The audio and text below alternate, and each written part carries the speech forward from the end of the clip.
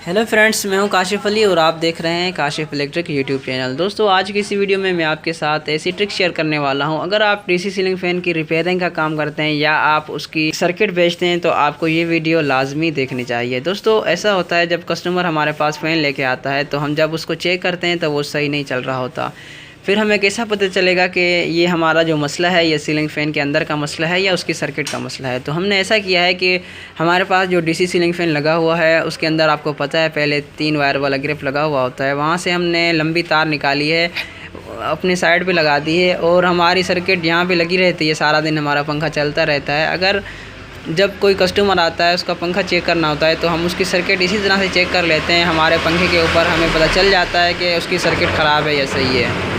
तो आप भी अगर सर्किट बेचते हैं तो ऐसा तरीका इस्तेमाल कर सकते हैं। 3 वायर वाला ग्रिप जो होता है उसकी तार लंबी कर दें, अपनी साइड पे लगा दें, वहाँ पे आपका सर्किट लगा रहेगा, सारा दिन आपका पंखा चलता रहेगा। जब आपका कस्टमर आपके पास कोई कंप्लेन लेके आएगा तो आप उसी टाइम उसका पंखा चेक कर लेंगे। आपको पता चल जाएगा कि उसके पंखे का मसला है या उसके जो सर्किट पंखे में लगी हुई है उसका मसला है। तो दोस्तों, वीडियो अच्छी लगी तो हमारे चैनल काशिफ इलेक्ट्रिक को सब्सक्राइब करना मत भूलिएगा। Thanks for watching this video. अल्लाह हाफ़िज़।